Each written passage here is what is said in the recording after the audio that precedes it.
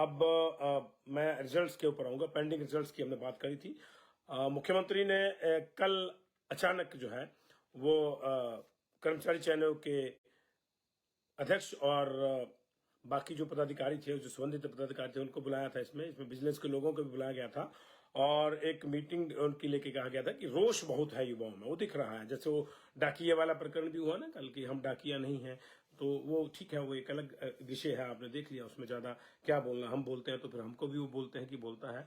लेकिन वो प्रकरण भी यही था कि बात एक मंत्री कह रहे हैं, विक्रमादित्य सिंह, चाहे कोई दूसरे मंत्री भी हो सकते हैं। अगर वो मंत्री कह रहे हैं कि आपकी कोई समस्या है हमें बताइए, तो जिसकी जो समस्या है वही बताएगा।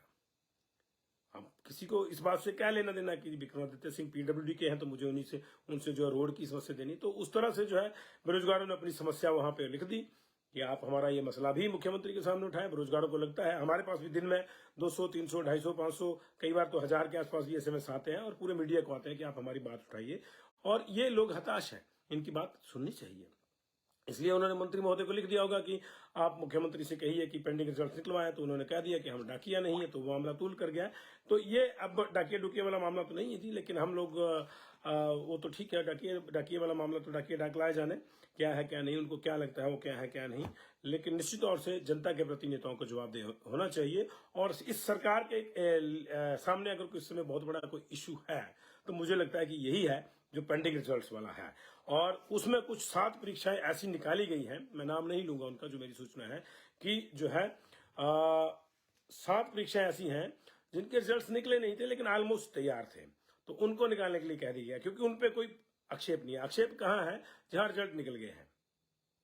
तो जिन पे नहीं है वो मुझे लग रहा है कि अगले कुछ दिन में ही जो है 7 रिजल्ट आ जाएंगे, रिलीफ मिल जाएगा।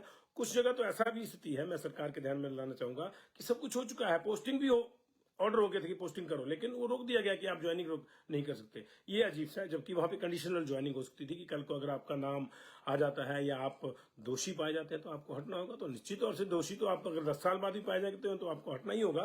तो मुझे लगता है कि 2 चीजें सरकार को उसमें करनी चाहिए। पेंडिंग रिजल्ट तो निकालना चाहिए, अलग बात है, लेकिन उस एजेंसी को रेस्टोर करना चाहिए।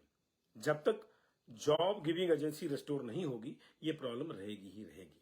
पेंडिंग रिजल्ट्स तो निकालने ही है, तो पेंडिंग है, लेकिन उसको भी बहुत ज्यादा हो गया। तो justice delayed is justice denied वाली स्थिति ना हो तो ज्यादा बेहतर है। अभी ऑलमोस्ट उस स्थिति में जो है ये पहुंच गया। अभिषेक दिमान ने देखिए मेरी बात का समर्थन दिया कि हाँ बीवार्ड कंडीशनल ज्वाइनिंग, हाँ कंडीशनल ज्वाइनिंग दीजिए ना, उसमें क्या दिक्कत है? प्रोबेशनर इसी चीज के लिए होती है ना, प्रोबेशन पीरियड इसी चीज के लिए होता है बेसिकली, कि आपकी कोई सूचना गलत है, आपने जो सत्यापन करके दिया है वो कहीं गलत पाया जाता है, आपके कोई डिग्री गलत पाई जाती है, आप दोषी पाए जाते हैं, आप योग्य नहीं पाए जाते, अपात्र पाए जाते हैं, तो प्रोबेशन पीरियड के बाद आपको पहले जो है आपको निकाल दिया। 6 महीने सरकार ले ले अपनी गारंटी के लिए। लेकिन इसमें तो लोग, मैंने बात कई बच्चों से करी है, वो कहते हैं कि हम जांच में आप 6 महीने नहीं साल ले लीजिए, हमको कंडीशनल ज्वाइनिंग दे दीजिए, हम साल बाद भी अगर दोषी निकलते हैं तो हमको हटा दीजिए। बात सीधी सी है।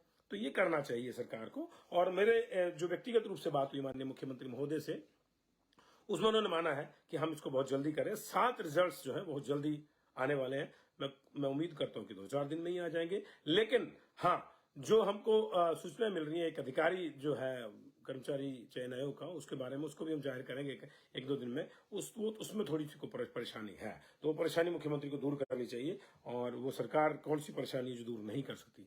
और चलते चलते एक बड़ी दिलचस्प बात करेंगे हम आपके साथ। आप जानते हैं कि सरकार